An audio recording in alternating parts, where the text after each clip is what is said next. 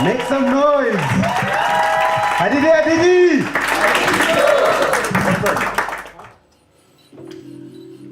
I do know who the next lady is. And what I can tell you though is that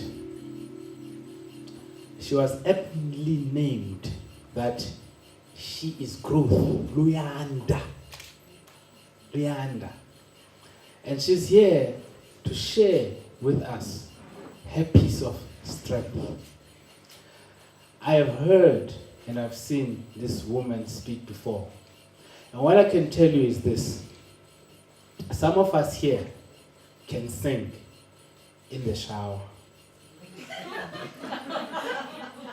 She can also sing outside of the shower. Ladies and gentlemen, with a big Hadithi Joe, please help me welcome Luyanda Dlamini. Hadithi.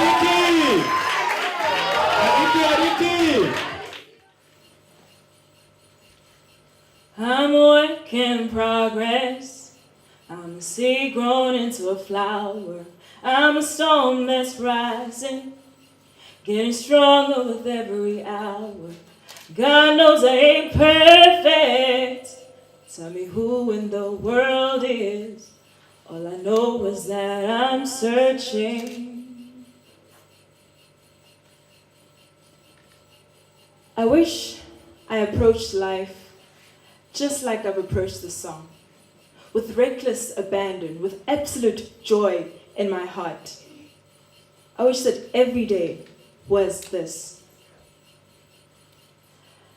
I just knew that I would be great at it, that I'd be good enough. But am I good enough? Isn't that a question we ask ourselves often? Am I good enough? We doubt how good we are. We doubt our strength. We doubt our purpose. And we doubt who we can be. My name is Luyanda Dlamini. Luyanda usapho luka Dlamini. The Dlamini family is growing. You could think of it in the numbers sense that I was just an addition to the family, plus one more. But I'd like to think of it more as a prediction, a foretelling of things to come, that there will be growth from this one. See, I grew up in the far East Rand.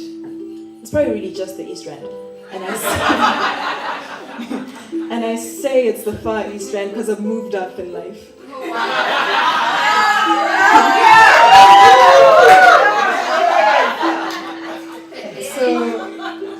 I grew up in Boksburg. The actual suburb was called Kliporki. And the rest of my family were in the surrounds, Guatema, Zakani, Foslora, Spruitview, Duduza, the far East Rand. So I grew up quiet. I grew up in silence. I realized looking back at that time that I was afraid to disturb the peace. I was afraid to speak up or to speak out about anything that was going on. There were a lot of fights or arguments in the household, and they became so often or so frequent that they became like background music. They were the background music to the homework and the chores that needed to take place. Although it was background music, it started to bother me at some point. I started to look for an exit strategy. I thought of suicide, but I didn't get there.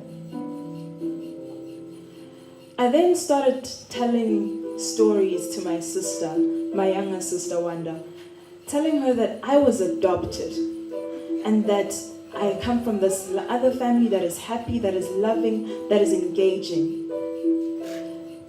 Unfortunately, my theory had to be crushed in high school when we were donating blood. Confidently, I asked my sister to reveal what her blood group was. She revealed it. I checked it against mine. It was a match. I couldn't disassociate myself with her. It didn't really help because we pretty much look alike, and if you had heard us over the phone, you'd think we were the same person. So, there goes that strategy. As much as I pretended or I hoped for this other family, I had to deal with the cards that I were dealt and play it well. I moved on in life. I approached school as well as university with a cowardice stance and a quivering voice. I did not feel I was good enough. I did not want to be known for anything other than the fact that my academics were good. I then moved on to work, and things changed ever so slightly. Within the first 3 months of me working at this job, I had to go to an event that happened outside of working hours. Within 3 months of me working at that job, I didn't have a car yet, so I was traveling by taxi. And I was then forced to actually take a lift from the people that were there. The event was awesome. It was a reading about some book about strategy, and at the time it was interesting. So the event went well, the stories were told, the book was sold. Actually, it was given to us for free, and everything was good.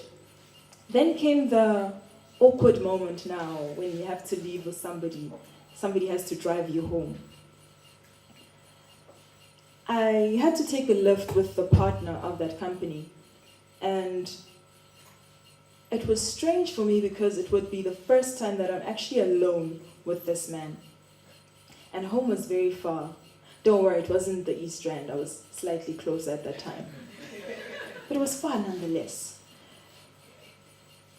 So I traveled with this man, and things were a bit awkward because we were not friends, and we now need to make small talk the entire way. He started off slowly asking things like, oh, how's work? How is the adjustment from varsity to work? Because it's only been 3 months. And he eventually got to what he really, really wanted to ask.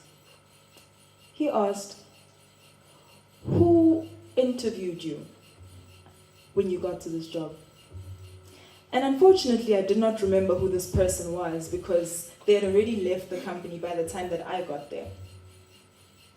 He went deeper and revealed to me that he giggled first, like, I was actually supposed to be at your interview, but unfortunately something interrupted me that day. You wouldn't have gotten the job if I had been there. Now there I was, sitting next to this man who was driving me home, feeling helpless because it's not like I could run out of this car. Home is far. And I can't exactly start an argument. I've only been there for 3 months.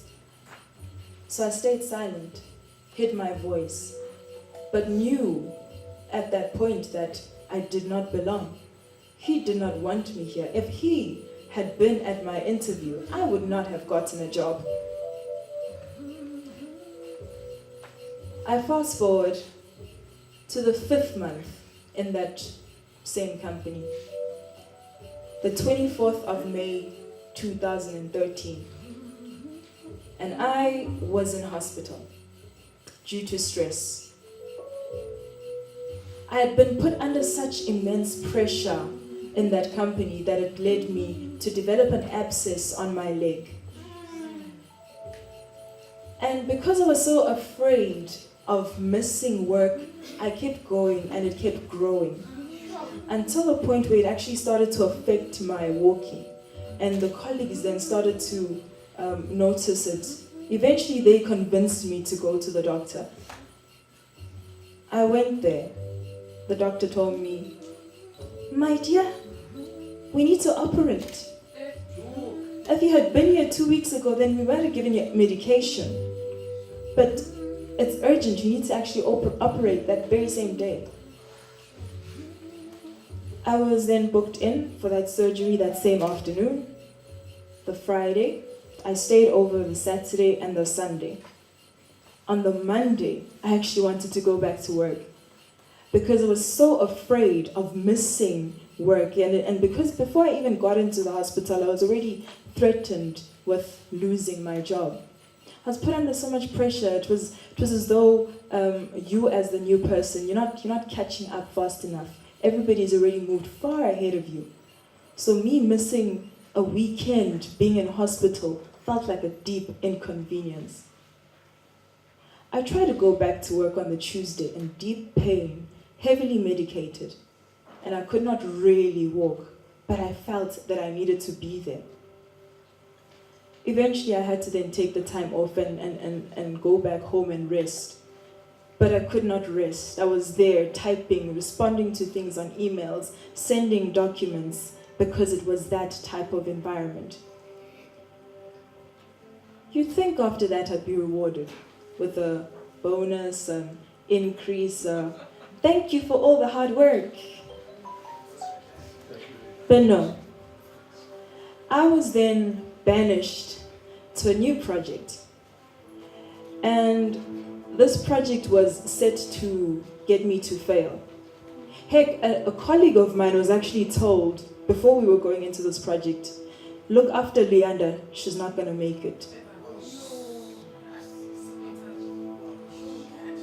I went into that project, delivered what I needed to, and thrived.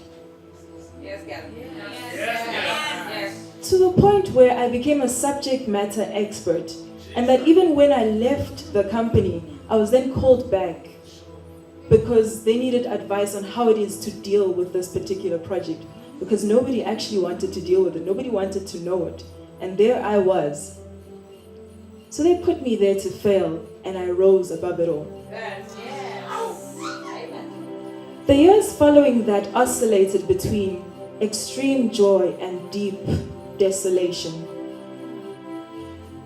I would love to say that all of it was happy times, but it is still a struggle. Every day is still a struggle where I'm facing the prospect of tears, of shame, of pain. I've spent the last few days celebrating a day completed without tears. Yay. Just a day completed without tears is an achievement in my life. But I would like to end off with this song.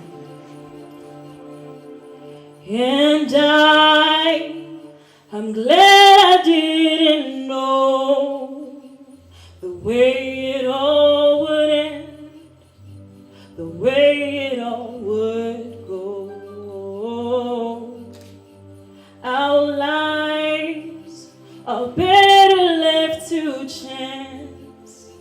We could have missed the pain that I'd have had to miss the dance. I'm grateful for all of the experiences, positive or negative, because all of this will culminate into that book that I will write and publish.